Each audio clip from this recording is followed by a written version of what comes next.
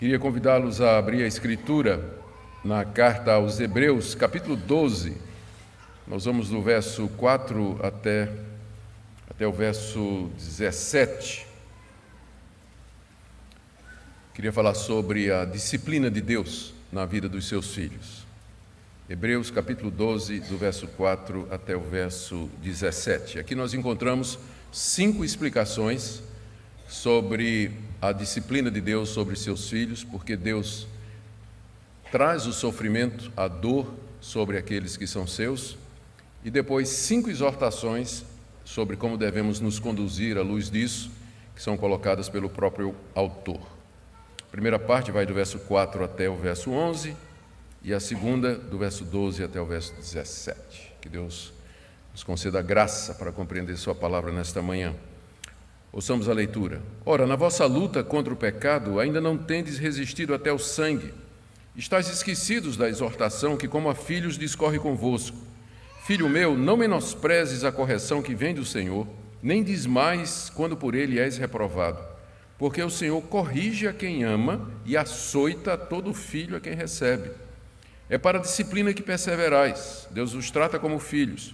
Pois que filho há que o pai não corrige? Mas se estáis sem correção de que todos se têm tornado participantes, logo sois bastardos e não filhos. Além disso, tínhamos os nossos pais segundo a carne que nos corrigiam e os respeitávamos. Não havemos de estar em muito maior submissão ao Pai espiritual e então viveremos? Pois eles nos corrigiam por pouco tempo segundo melhor lhes parecia. Deus, porém, nos disciplina para aproveitamento, a fim de sermos participantes da sua santidade. Toda disciplina com efeito no momento não parece ser motivo de alegria, mas de tristeza. Ao depois, entretanto, produz fruto pacífico aos que por ela têm sido exercitados frutos de justiça. Por isso, restabelecei as mãos descaídas e os joelhos trôpegos, e fazei caminhos retos para os pés, para que não se extravie o que é manco, antes seja curado. Segui a paz com todos e a santificação, sem a qual ninguém verá o Senhor. Atentando diligentemente, porque ninguém seja faltoso, separando-se da graça de Deus. Nem haja alguma raiz de amargura que, brotando, vos perturbe e, por meio dela, muitos sejam contaminados. Nem haja algum impuro ou profano, como foi Esaú, o qual por um repasto vendeu o seu direito de primogenitura. Pois sabeis também que, posteriormente, querendo herdar a bênção, foi rejeitado, pois não achou lugar de arrependimento, embora com lágrimas o tivesse buscado. A passagem é muito rica, é bem conhecida.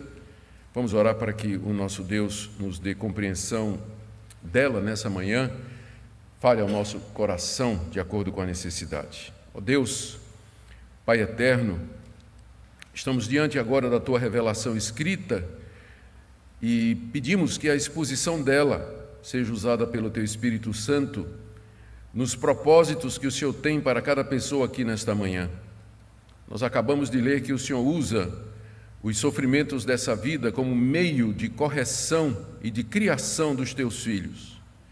E nós queremos reconhecer que nem sempre estamos dispostos a nos submeter a isso, nem sempre percebemos a Tua mão corretora, paterna, por detrás das dores que nos acometem.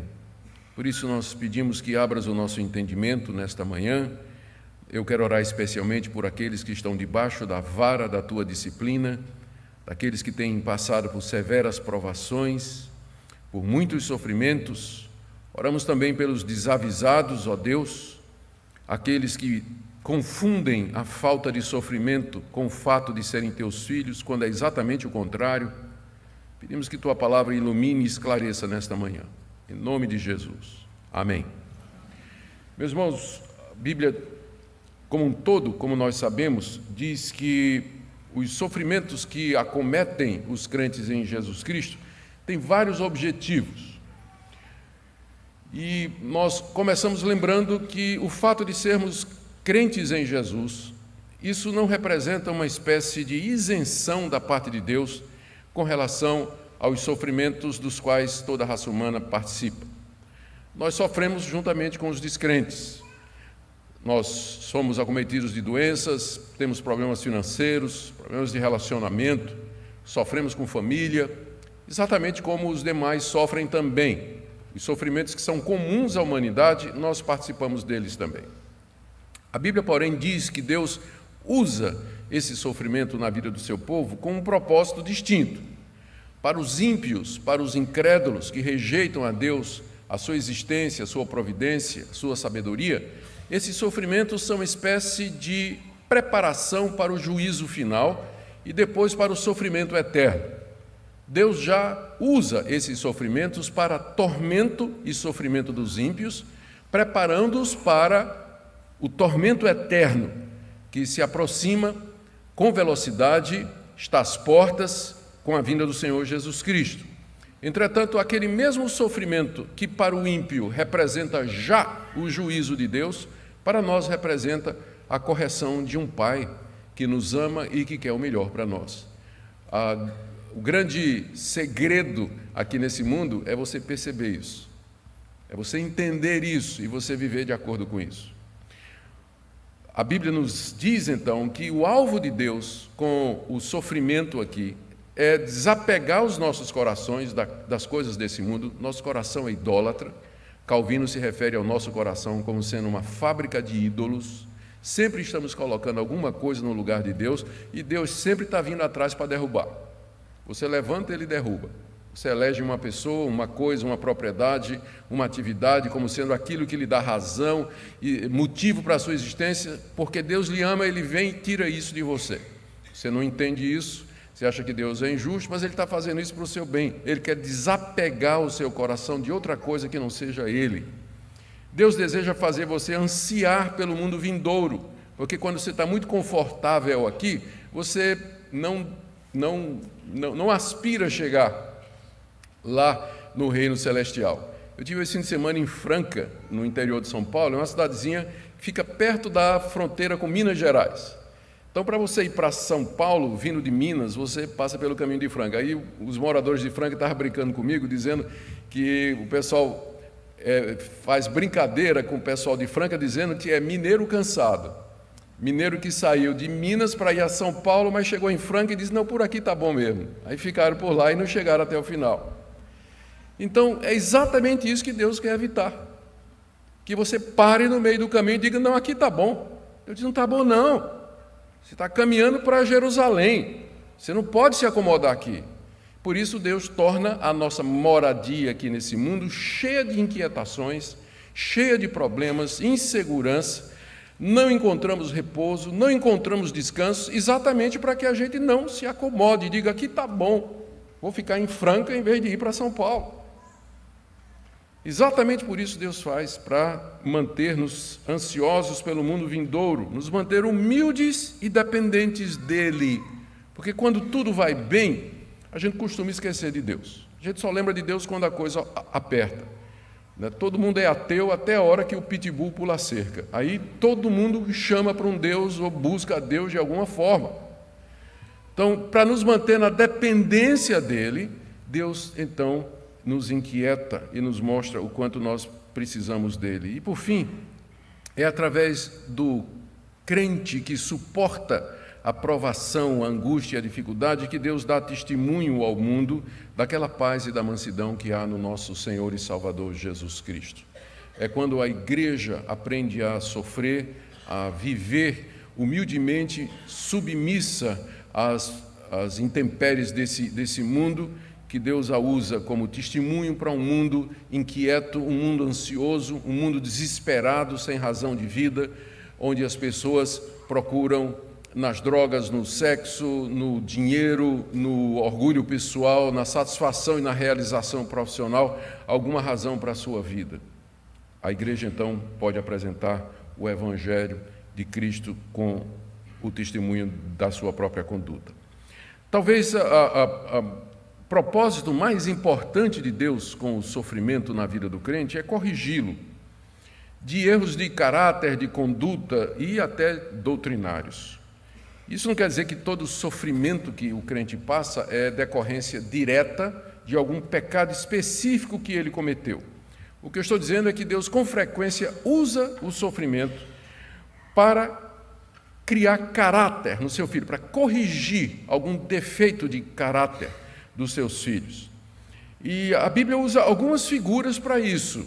Pedro, por exemplo, ele gosta muito da figura da fornalha e do fogo. Nas duas cartas que ele escreveu, ele emprega essa metáfora para dizer que, da mesma forma que o ourives prova, testa, purifica o ouro através do fogo, assim também Deus purifica, prova e testa a nossa fé através da fornalha do sofrimento. Pedro usa essa figura da fornalha para transmitir essa ideia de que Deus, através dos sofrimentos, nos depura de todas as imundícies ou materiais estranhos que porventura tenham se apegado à nossa fé e à nossa conduta. Mas uma outra figura, e essa é particularmente querida do autor de Hebreus, é de um pai que corrige os seus filhos, que é exatamente o ponto aqui da passagem que eu li para vocês. Da mesma forma que um pai que ama seu filho o corrige e o disciplina para o bem dele, Deus faz a mesma coisa com os seus filhos. E essa é a razão, uma das razões pelas quais os sofrimentos nos chegam. Em outras palavras, o que o autor dos Hebreus, da carta aos Hebreus, deseja é que seus leitores deveriam ver as perseguições, as angústias e os sofrimentos que eles estavam passando como correções do Pai Celestial. Esses destinatários dessa epístola eram judeus que haviam se convertido ao cristianismo, mas que estavam sofrendo muitas ameaças e pressões dos seus patrícios para abandonar o cristianismo e voltar para o judaísmo. Nós sabemos que no início da igreja cristã essa pressão era muito grande. Os primeiros perseguidores dos cristãos foram exatamente os judeus, que da mesma forma que tinham rejeitado e perseguido Jesus em Jerusalém, estenderam essa perseguição aos discípulos de Jesus ali na região da Palestina e por todas as províncias do Império Romano. Os judeus insistiam que Jesus era um falso profeta, que ele não era o Messias, que a fé cristã era uma negação da religião que Deus tinha revelado a Moisés e que, portanto, eles estavam fazendo um favor a Deus, extirpando da raça humana e do mundo aqueles que se declaravam discípulos do Nazareno. A pressão era muito grande, especialmente para os judeus que tinham crido no Evangelho. Havia pressão da mulher, havia pressão da sinagoga que ele frequentava, havia pressão dos familiares, havia pressão dos amigos, havia pressão no trabalho, de todas as partes havia essa pressão. O autor dessa carta, que nós não sabemos quem é, alguns dizem que é o apóstolo Paulo, e é o candidato mais provável, embora não tenhamos evidência suficiente para afirmar sem reticências, mas o autor dessa carta a escreveu exatamente com o objetivo de parar a apostasia, de evitar que os crentes judeus abandonassem a Cristo e voltassem para a antiga prática do judaísmo. E ele faz isso de diversas maneiras. Ele compara Cristo com Moisés e mostra a superioridade de Cristo, compara Cristo com os anjos, ele compara Cristo com o sacerdócio levítico, ele diz que Cristo é de uma ordem diferente de sacerdote, a ordem de Melquisedeque, ele faz diversas advertências sobre a apostasia, a mais importante é aquela do capítulo 6, que se você foi iluminado, se você teve conhecimento da verdade e voltou atrás, já não resta mais perdão ou arrependimento para os seus pecados. E agora nós chegamos nesse capítulo onde a tática dele, a estratégia dele é dizer: essas perseguições que vocês estão passando, elas não são motivo de desânimo para vocês. Pelo contrário, elas são uma prova de que vocês são filhos de Deus. Porque qual é o pai que não corrige seus filhos? Eu sei que esse argumento tinha muita força naquela época, né? Hoje em dia, se eu disser aqui qual é o pai que não corrige seu filho, vai levantar uns 300, né? Pai que não corrige mesmo, deixa a criança à vontade. Mas naquela época os pais costumavam corrigir os seus filhos. Por isso o argumento é válido, né? Qual pai que não corrige seu filho? Ora, o Pai Celestial também vai fazer a mesma coisa. Então, esse é o ponto da passagem. O autor deseja que os seus leitores, tentados a voltar atrás, por conta da pressão, do sofrimento e da perseguição, eles olhassem aqueles sofrimentos, na verdade, como uma prova do amor de Deus, preparando-os e purificando-os para que eles pudessem herdar o reino celestial. E no caminho, então, além de explicar isso, o autor da carta traz algumas advertências e orientações práticas que nós veremos, se o tempo de fato permitir. Então, ele traz, em primeiro lugar, 5 esclarecimentos sobre os sofrimentos, começando aí do verso 4 e indo até o verso 11. O primeiro não é tão ruim quanto pode ser. Se vocês estão achando que é ruim, pode ficar pior ainda. Não chegou ainda ao máximo, não. É o que diz o verso 4. Ora, na vossa luta contra o pecado, ainda não tendes resistido até o sangue. Eles estavam sendo ameaçados, assediados, talvez pela polícia local, seus bens tinham sido arrestados, mas ainda não tinha começado o martírio.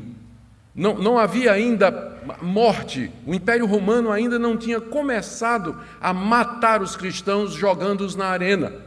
Então, o autor da carta aos Hebreus está dizendo, vocês ainda não resistiram até o sangue, quer dizer, vocês ainda não provaram a sua fé, pagando-a com a própria vida. Vocês ainda não derramaram sangue por ser cristãos. Vocês perderam suas propriedades, perderam a liberdade, perderam o emprego, mas não perderam a vida ainda. Então não é tão ruim como vocês acham que está. Pode ficar pior. Na luta contra o pecado aqui é o pecado da apostasia, de voltar atrás, de abandonar Jesus Cristo. Na luta contra o pecado, vocês ainda não resistiram até o sangue. Vocês não chegaram a Deus ainda não pediu o sangue de vocês. Como pediu, por exemplo, aos heróis da fé. Capítulo 11, pouquinho antes, descrevendo os heróis da fé do Antigo Testamento, olha o que o autor de Hebreus diz a partir do verso 35. Alguns foram torturados, não aceitando o seu resgate para obter superior ressurreição.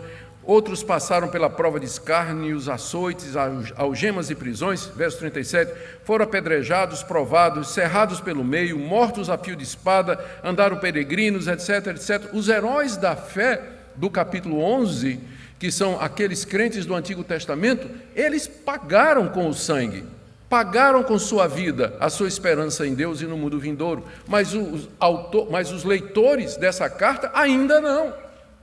O próprio Jesus tinha chegado, que é o que vem bem antes, capítulo 12, de 1 a 3, o autor está falando, olha para Cristo, que na cruz sofreu tamanha oposição dos pecadores, e vocês estão reclamando de quê? Deus ainda não pediu nem a vida de vocês? Vocês só perderam bens, perderam a liberdade, perderam o emprego, perderam a saúde, perderam esse tipo de coisa, mas Deus ainda não pediu o sangue de vocês.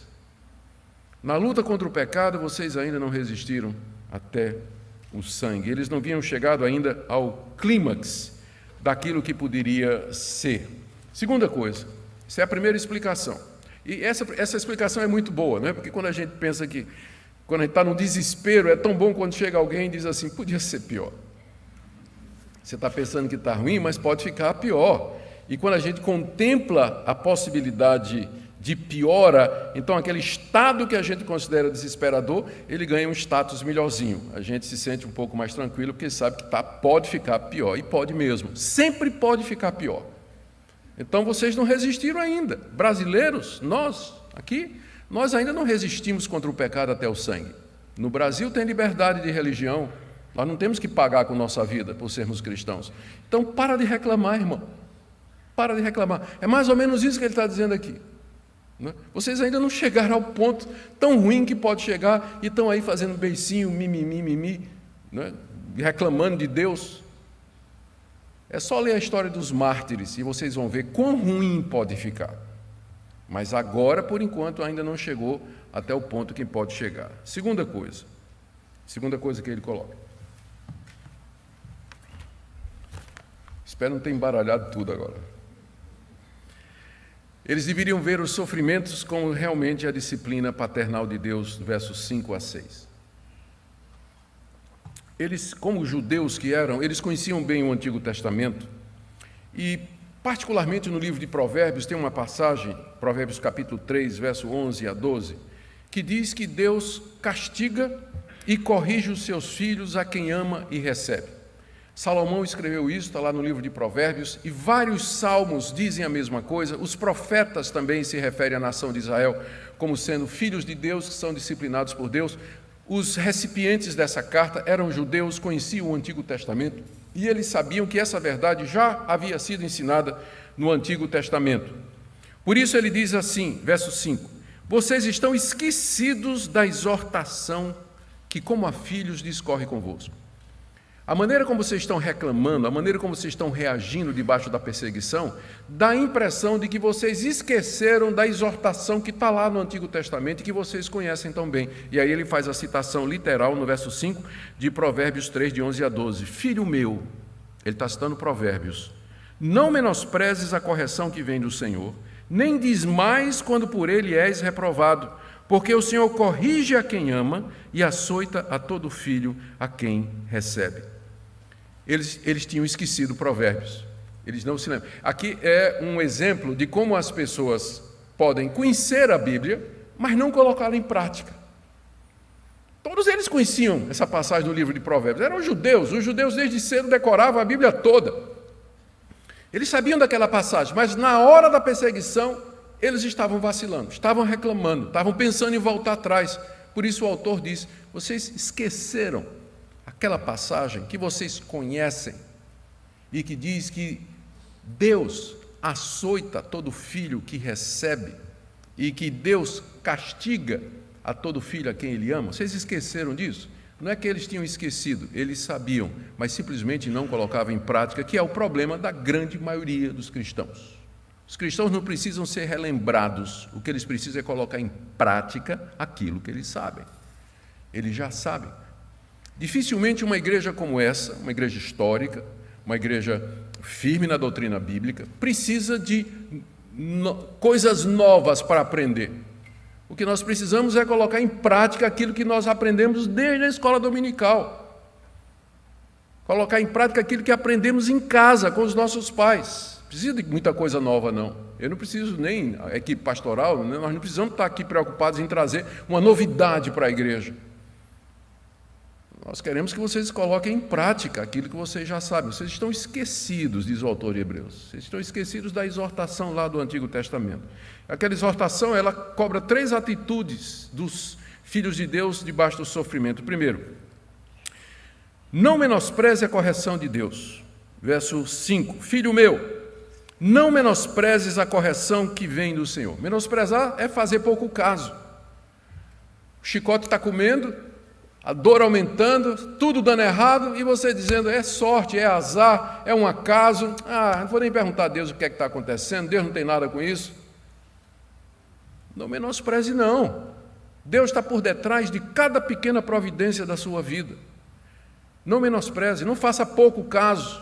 E se você entender que de fato é Deus, não endureça o seu coração, dizendo que Ele está sendo injusto, e nem blasfeme contra Deus, como a mulher de Jó queria que ele fizesse no meio daquele sofrimento.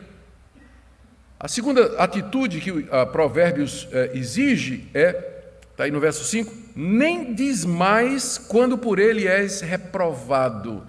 Deus reprova seus filhos, no sentido de que Ele olha a nossa conduta, olha o nosso caráter, a nossa crença, e Ele não aprova determinadas coisas, nossa maneira de agir, nossa maneira de falar, aquilo que nós cremos, Ele nos reprova, só que a reprovação já é seguida da correção, é isso que reprovar aqui significa. A orientação lá que Salomão deu no livro de Provérbios é, não desmais quando você é reprovado. Ou seja, porque pode ser que Deus, quando vai reprovar, a peia cante alto, né? A giripoca vai piar, né? E aí você vai desmaiar, vai desfalecer. Vai dizer assim, não, eu desisto, não dá certo, ser crente é muito complicado, a mão de Deus é muito pesada. Não desmaie quando Deus está corrigindo você, está reprovando você. Não faça isso não. E Ele dá, aqui no final do verso, Ele dá no verso 6, a razão pela qual Deus faz isso. Por que você não deve menosprezar a correção de Deus e nem desmaiar quando ela parecer pesada demais? É porque, verso 6, o Senhor corrige a quem ama e açoita todo filho a quem recebe. Sabe qual é o pior castigo que Deus pode dar a um pecador? É dizer para ele, seja feita a tua vontade. Faz como tu quer. Segue no teu caminho. Não vou corrigir, não. Decide aí tua vida. Vai por onde tu desejas. Exatamente porque Deus me ama, é que ele não respeitou as minhas decisões e mandou meu livre-arbítrio para as favas e fez o que era bom na minha vida, apesar de mim. Porque se Deus fosse respeitar o meu arbítrio e as minhas escolhas e as minhas decisões, eu não estaria aqui hoje, pode ter certeza disso. E nem você. Exatamente porque Deus lhe ama é que ele lhe contraria, ele vai atrás de você, ele faz com você como fez com Jonas, que diz respeito com o livre-arbítrio de Jonas. Jonas escolheu ir para Tarsis, quando ele podia escolher ir para Nínive. E Deus devia ter dito, está certo, é o livre-arbítrio, vou respeitar. Mas foi atrás do cabra, você vai para onde eu quero, é aqui. E aí, debaixo de tempestade, marinheiro, naufrágio e peixe grande, lá vai Jonas cumprir a vontade de Deus. Exatamente porque Deus corrige a quem ama e ele açoita a todo filho a quem recebe. Porque nós somos filhos imperfeitos, nós somos filhos pecadores, filhos desobedientes, e o nosso Pai, em vez de nos abandonar à nossa própria sorte e à teimosia do nosso coração, Ele usa a sua providência, Ele usa os acontecimentos, Ele usa a sua palavra, como hoje de manhã, para nos corrigir, para nos trazer de volta, abrir os nossos olhos, nos encorajar a perseverarmos e a permanecer naquilo que é a sua vontade. Então, primeira explicação, não é tão ruim quanto pode ser. Segundo, isso que está acontecendo é uma prova do amor de Deus, porque Deus disciplina a todo filho a quem ama. Terceiro, o segundo ponto é, vocês deveriam ver o sofrimento como disciplina paterna, e aí ele desenvolve isso no terceiro ponto, de 7 a 8, de que a correção é exatamente a evidência da salvação. Existe uma discussão muito grande sobre certeza de salvação, sempre houve na história da igreja. Como é que uma pessoa pode saber que ela é salva? Como é que ela pode saber que ela está entre o número dos eleitos ou ela faz parte dos filhos de Deus? Há muitas evidências que a Bíblia fala. Primeiro, você tem que crer no Senhor Jesus como seu Senhor e seu Salvador. Segundo, você tem que ver sinais de santificação, de mortificação do pecado na sua vida, porque você recebeu o Espírito Santo. Portanto, a presença dele deve fazer alguma diferença na sua vida. Terceiro, há aquele convencimento íntimo que Deus nos dá de que nós de fato pertencemos a Ele, que Paulo refere em Romanos capítulo 8, que o Espírito Santo dá testemunho ao nosso espírito que nós somos filhos de Deus. Mas há uma quarta evidência na Bíblia de que a pessoa é salva, que são as provações, que são os sofrimentos por causa de Cristo ou em decorrência do Evangelho, que é exatamente o que o autor de Hebreus faz aqui, a partir do verso 7 e 8. Ele diz que essa disciplina de Deus é aquilo que todo pai normalmente faz com o filho a quem quer bem e a quem planeja deixar a sua herança. Verso 7, é para a disciplina que perseverais. Deus nos trata como filhos. Pois que filho há que o pai não corrige? Mas se estáis sem correção de que todos se têm tornado participantes, logo sois bastardos e não filhos. O que o autor aqui está dizendo, que o alvo de Deus é o que ele chama de disciplina, verso 7, é para a disciplina que perseverais. A disciplina aqui é usada não agora no sentido do castigo em si, mas do efeito que o castigo produz. A disciplina visa produzir disciplina. Deus nos disciplina para que tenhamos uma vida disciplinada, domínio próprio, paciência, humildade, gentileza, perdão, tudo isso é uma vida disciplinada, mas ela só vem pela disciplina. É para a disciplina que perseverais. Perseverar é você continuar crendo em Deus, apegado a Deus, mesmo quando o pau está cantando. Você se assegura, você pega em Deus e diz, é isso mesmo, meu pai, eu preciso, corrige, Senhor, não com tanta força, que eu aguento pouco, mas me corrija. Né? Pode ir, mas eu sei que o Senhor faz isso porque... Então, é isso que é perseverar. E eu persevero porque eu sei que no final o resultado vai ser uma vida disciplinada. É para a disciplina que você persevera. E aí a explicação está no verso 7. Deus vos trata como filhos, pois que filho há que o pai não corrige?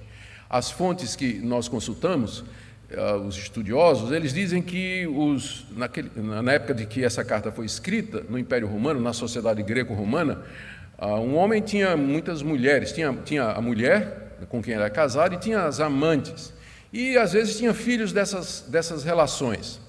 O filho legítimo, que haveria de herdar o seu nome e a sua propriedade, ele era submetido a um treinamento muito severo. Contratava-se pedagogos, guias, professores particulares para que ensinassem as artes, ensinassem disciplinas físicas para aquela criança, para que ela, chegando na idade própria, depois de ter sido disciplinada, exercitada em todas as áreas, ela pudesse então ser um herdeiro digno ou digna da fortuna do nome do seu pai.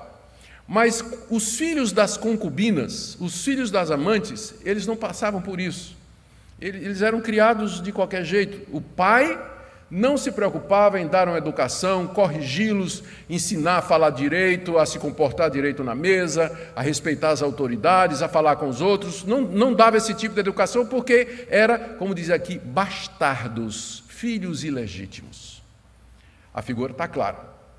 Deus nos trata assim porque nós somos seus filhos legítimos, nós não somos bastardos. Os bastardos, que não são filhos de Deus, eles não participam dos sofrimentos que os cristãos participam. E aqui tem alguma coisa interessante, né? Ele diz que no verso 8, se vocês estão sem correção, da que todos têm se tornado participantes, logo sois bastardos e não filhos. Veja como a falta de conhecimento bíblico reverte a situação. Hoje em dia, o que se ensina nas igrejas evangélicas é que se você está sofrendo, se você está doente, está sofrendo dificuldade porque é crente ou toma as decisões corretas, isso é sinal de falta de fé ou que Deus não lhe abençoa. Mas se você faz campanhas, se você faz propósito, se você contribui, se você planta uma semente, você prospera, você começa a ganhar dinheiro, seu negócio vai bem, sua saúde melhora, você é filho de Deus.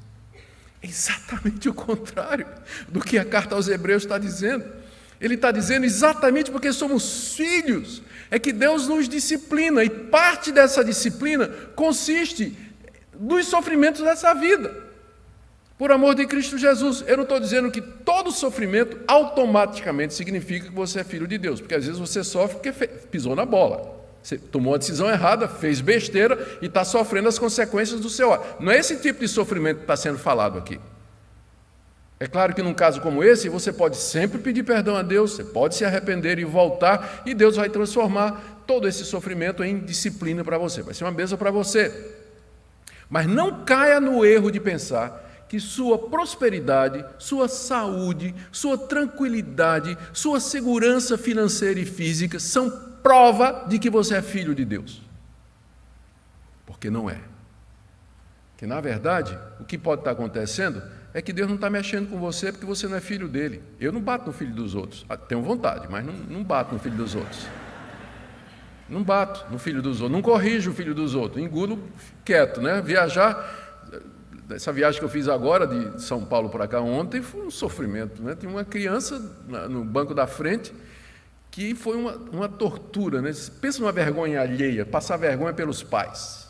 A criança mandava em tudo. Senta, menino, não sento. Bota o cinto de segurança, não boto.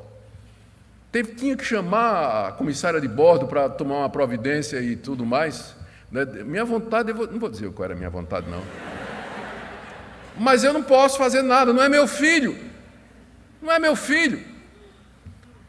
Então, o fato de que você não está sendo disciplinado, corrigido severamente por Deus, não quer dizer que está tudo bem com você e Deus, simplesmente pode ser que Deus esteja dizendo, vive tua vida. Tu não és meu filho, tu nunca te arrependeste dos teus pecados, nunca crestes no meu filho Jesus, nunca abraçaste de coração sinceramente o Evangelho. Você não é meu filho, não faz parte da minha igreja. Se vocês estão sem correção, da qual todos se tornaram participantes, vocês são bastardos e não filhos, filhos ilegítimos. Essa é a terceira coisa, terceiro ponto aqui que o autor de Hebreus quer que os seus leitores percebam, que aquilo que os estava desanimando, na verdade, era a prova maior da relação paternal com Deus, o filho legítimo que é disciplinado e preparado para ser o herdeiro. Quarto lugar, ele explica então que a submissão é necessária para que a disciplina produza efeito, porque nós devemos observar aqui que, embora na sua soberania, no seu amor, Deus nos corrija, por outro lado, é exigido de nós que nós nos submetamos, porque senão aquela disciplina não irá produzir o efeito intentado. A Bíblia requer de nós a submissão a essas providências de Deus, que são os versos 9 e 10. Tínhamos os nossos pais, segundo a carne, que nos corrigiam e os respeitávamos. Não havemos de estar em muito maior submissão ao Pai espiritual e então viveremos? Pois eles nos corrigiam por pouco tempo, segundo melhor lhes parecia. Deus, porém, nos disciplina para aproveitamento, a fim de sermos participantes da sua santidade. A comparação aqui é muito clara. O que ele está argumentando com seus leitores é o seguinte: você não se submetia ao seu pai quando seu pai lhe corrigia? Quando seu pai corrigia você, e seu pai fazia essa correção de maneira limitada, porque ele era imperfeito, ele não conhecia todas as coisas e nem sempre a disciplina era aplicada da maneira correta. Mas apesar de ser por um pouco de tempo imperfeitamente, você se submetia ao seu pai e aceitava a correção, e aquilo era bom para você. Eu, Augusto, apanhei muito quando era criança e adolescente, porque eu aprontava. E eu me lembro de algumas ocasiões, de algumas surras memoráveis que eu recebi, não é? E que eu só me lembro, boa lembrança, me fez bem, me fez muito bem. Algumas vergonhas que eu passei e alguns tabefes que eu recebi me fizeram muito bem. Eu acho que, na verdade, precisava ter recebido era mais, né? Recebido era mais. Então, mas fez efeito porque eu amava meu pai, eu respeitava meu pai apesar de tudo, e eu me submetia a ele quando ele me corrigia. E a dona Betinha também, ela nem está aqui hoje, não hoje de manhã, mas à noite ela vai estar. Eu me submetia também, fez muito bem. O argumento é esse: se nós fazemos isso com os nossos pais humanos, com suas limitações, não deveríamos nós muito mais nos submeter ao nosso Pai espiritual?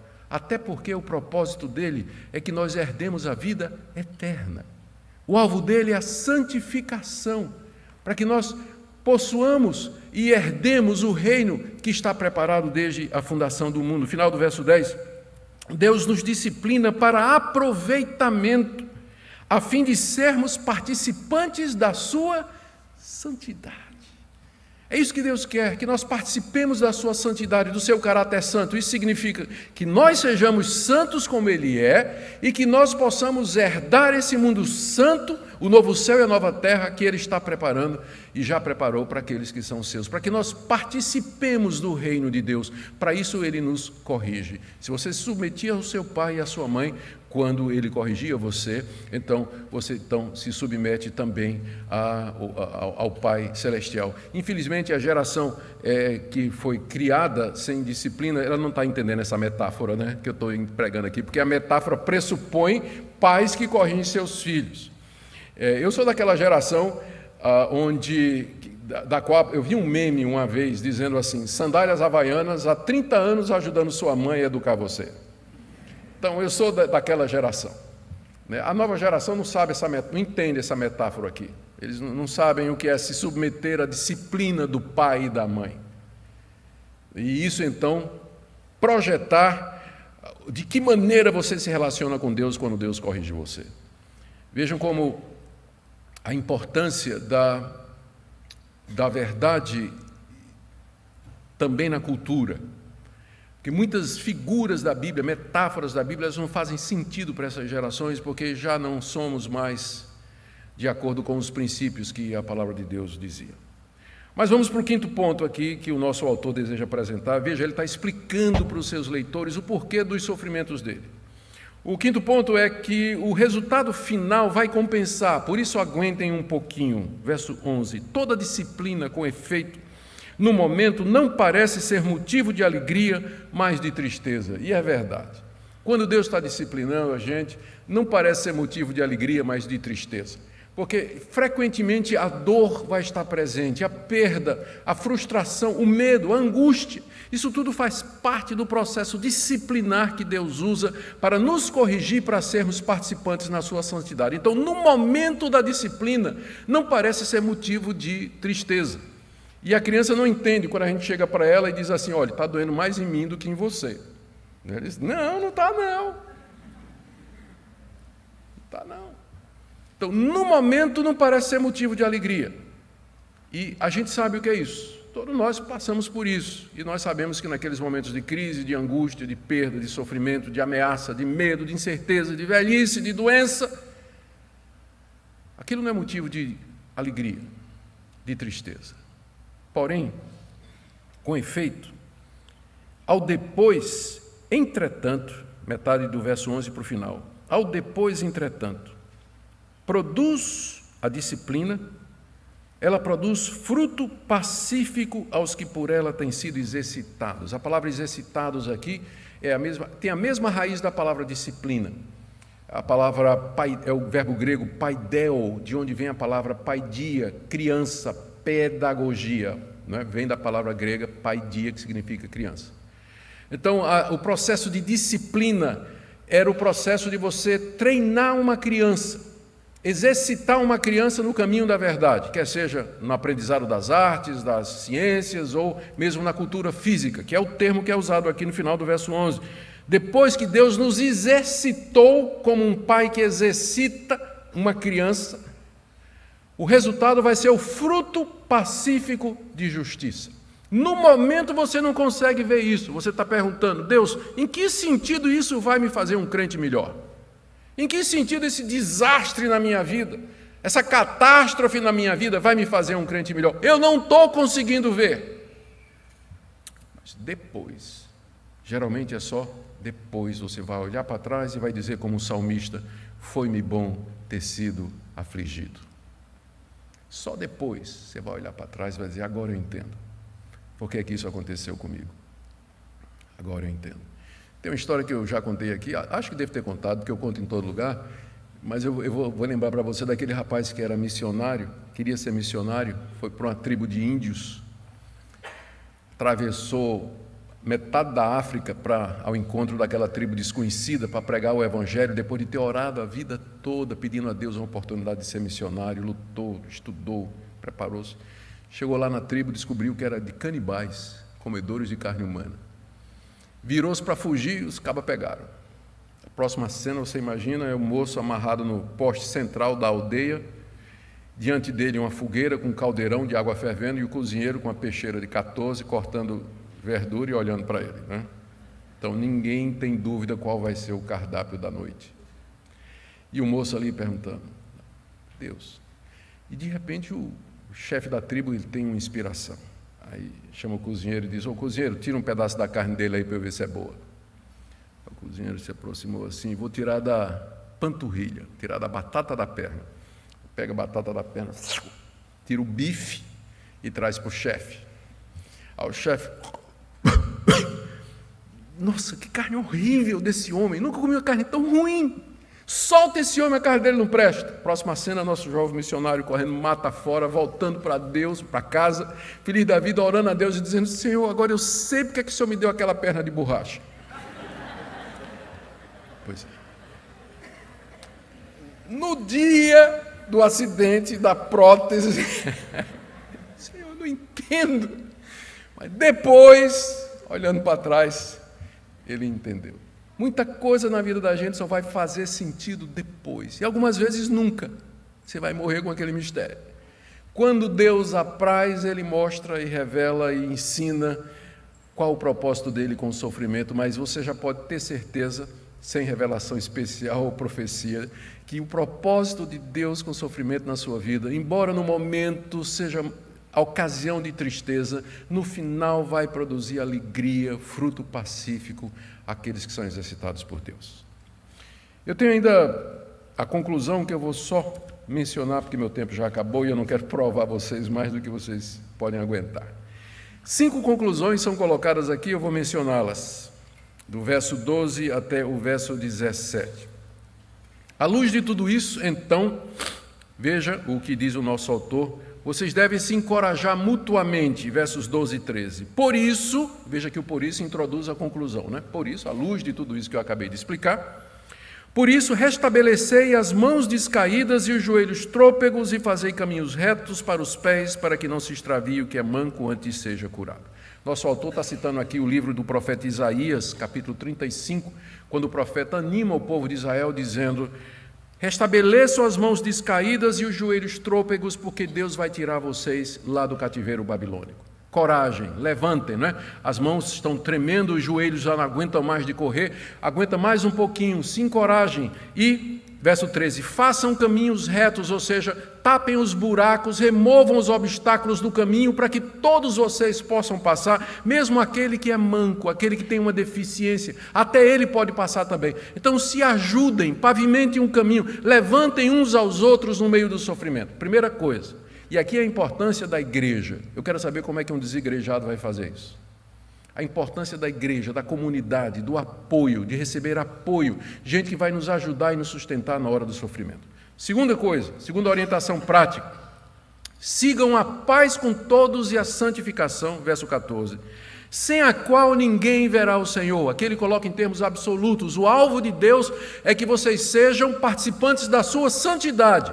Sem santidade, ninguém verá o Senhor. Portanto, submeta-se à disciplina de Deus, seja corrigido, não seja teimoso e não endureça o seu coração.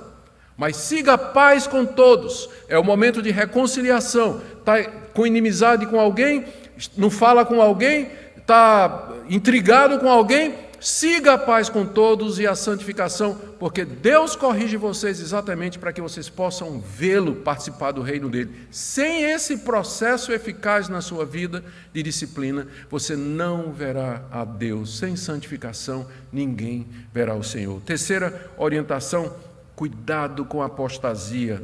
Verso 15, atentando diligentemente para que ninguém seja faltoso, separando-se da graça de Deus. Não são poucos aqueles nas igrejas que, quando o sofrimento chega, eles simplesmente abandonam o Evangelho. Eles acham que porque Deus não dá aquilo que eles querem, a conclusão única e lógica é que não existe Deus. Mas existem outras explicações para o fato de que você ora e Deus não responde. Existem outras explicações para o fato de que você ora e fica pior ainda. Não é inevitável a conclusão de que Deus não existe, se simplesmente suas orações não vêm do jeito que você queria. Então, cuidado para que ninguém seja faltoso, se apartando da graça de Deus, interpretando mal os sofrimentos que estão vindo aí. Quarto, cuidado com a raiz de amargura, que é metade do verso 15. Nem haja alguma raiz de amargura que brotando vos perturbe e por meio dela muitos sejam contaminados. Raiz de amargura, ele está citando aqui Deuteronômio 29, 18, seriam pessoas, é uma raiz amarga, uma raiz venenosa. Lá em Deuteronômio se refere a pessoas que estão dentro de Israel murmurando: esse maná, ai que calor nesse deserto, puxa vida, essa estrada não tem fim, 40 anos, por que Deus podia ter ficado lá no Egito? Moisés o tempo todo, de novo Moisés, maná, toma maná, omelete de maná, suco de maná, pão de maná, não aguento mais maná. Tinha um grupo dentro de Israel que murmurava, amargo, o tempo todo. E era esse povo que no coração queria voltar para o Egito. Paulo diz: cuidado que não haja raiz de amargura no meio de vós e que brotando contamine, porque a murmuração e a insatisfação no meio do sofrimento, pessoas que não se submetem, que criticam, reclamam para quem tudo está errado, isso contamina outras pessoas. Então, cuidado que não haja raiz de amargura no coração de você. Se tiver, tem que arrancar. Tem que arrancar. E por último, cuidado que você não se torne como Esaú. E aqui a história de Esaú é resumida do verso 16 a 17. Nem haja algum impuro ou profano como foi Esaú, qual por um repasto vendeu o seu direito de primogenitura, pois sabeis também que posteriormente, querendo herdar a bênção, foi rejeitado, pois não achou lugar de arrependimento, embora com lágrimas o tivesse buscado. Todo mundo conhece a história. Esaú estava com fome, ele veio de uma caça, queria comer, Jacó tinha preparado um ensopado vermelho, daí a palavra vermelho é Edom, de Esaú, que é o mesmo nome de Esaú. E aí Esaú disse: me dá essa coisa vermelha aí, esse ensopado de lentilhas. E Jacó disse: eu troco pelo teu direito de filho mais velho, que vai herdar todas as coisas. Eu estou com fome, de que é que me adianta isso? Me dá isso aqui. Vendeu os privilégios espirituais por um prato de comida. Anos depois, quando ele quis os privilégios de filho mais velho, herdar a bênção, a linhagem e a propriedade do seu pai Isaque, Deus entregou na mão de Jacó. E quando ele percebeu que tinha perdido a bênção, diz aqui que ele procurou com lágrimas, mas não encontrou lugar de arrependimento. Pode significar que Isaac não se arrependeu do que tinha feito, dado a bênção para Jacó, e pode significar também que o coração de Esaú já tinha se endurecido, de forma que não havia arrependimento mais no seu coração. Por isso ele foi rejeitado. De tantos anos, ele rejeitando as coisas de Deus, quando chegou o momento, não tinha mais arrependimento. Ele não conseguia mais se arrepender. Que exortação solene.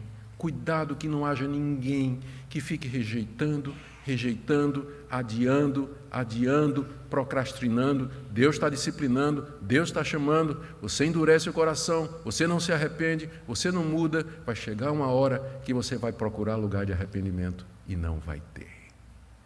Buscai ao Senhor enquanto se pode achar. Invocai-o enquanto está perto. Eu termino com alguns conselhos práticos. Primeiro, confesse seus pecados a Deus. Se você está passando por um momento desse, se a catástrofe chegou, se a dor veio, faça um inventário espiritual. Levante a sua vida o histórico. Deus, o que particularmente o Senhor está querendo corrigir?